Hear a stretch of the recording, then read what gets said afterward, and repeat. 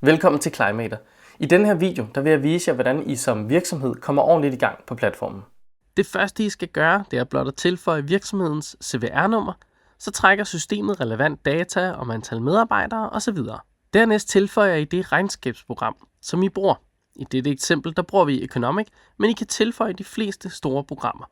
Skulle I bruge et program, vi ikke har en integration med, så kan I også tilføje data manuelt, og bare roligt, det er et simpelt udtræk og et upload, og det fungerer mindst lige så nemt. Dernæst kan I tilføje jeres elmålere, så vi kan måle jeres præcise CO2-udledning baseret på hvor og hvornår I bruger jeres el. Nu indhenter systemet relevant data, løfter data fra jeres bilag og matcher det til relevante emissionsfaktorer. Og vi er nu klar til at kigge på resultaterne. I menuen til højre der kan I vælge regnskabsåret. Det er også her, I kan vælge, hvilke grafer der skal vises på jeres dashboard. Her har vi en standardvisning, hvor I kan se udviklingen på Scope 1, 2 og 3 over tid. Scope 3 fylder meget i det her eksempel, men klikker vi den fra, så får vi et bedre overblik på Scope 2. Scroller vi lidt ned, så kan vi se udledningen delt op i de respektive kategorier. Her er der også et overblik over et par KPI'er, Scope 1, Scope 2, Scope 3, fordelt per medarbejder samt per 100.000 kroner i omsætning. Denne del kan I også selv modificere og for eksempel få visningen per sag, per kunde, eller hvad der giver bedst mening for jer.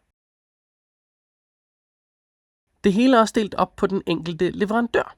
Det giver et rigtig godt overblik over, hvor det måske kunne give mening at starte en dialog om mere miljøvenlige tiltag.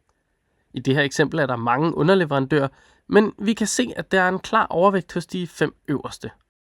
Til sidst kan vi se den elmåler, vi tilføjede.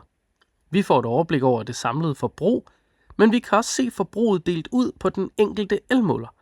Og det er en stor fordel, hvis man for eksempel er en produktionsvirksomhed, eller man har mange afdelinger på forskellige lokationer. Det gør det nemt at se, hvis der pludselig er en afdeling, der stikker voldsomt ud. Klikker vi på fanen ESG ude til venstre, så har vi lagt basiselementerne fra VSME ESG-rapporten ind. Dem kan I åbne en efter en og udfylde.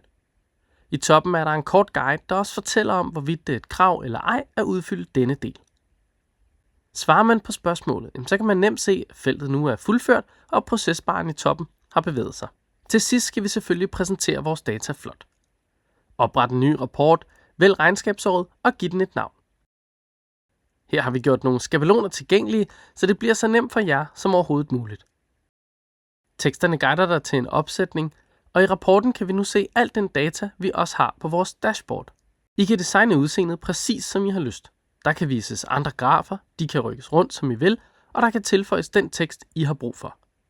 På den måde kan I nemt lave mange forskellige rapporter, alt efter hvem modtageren måtte være.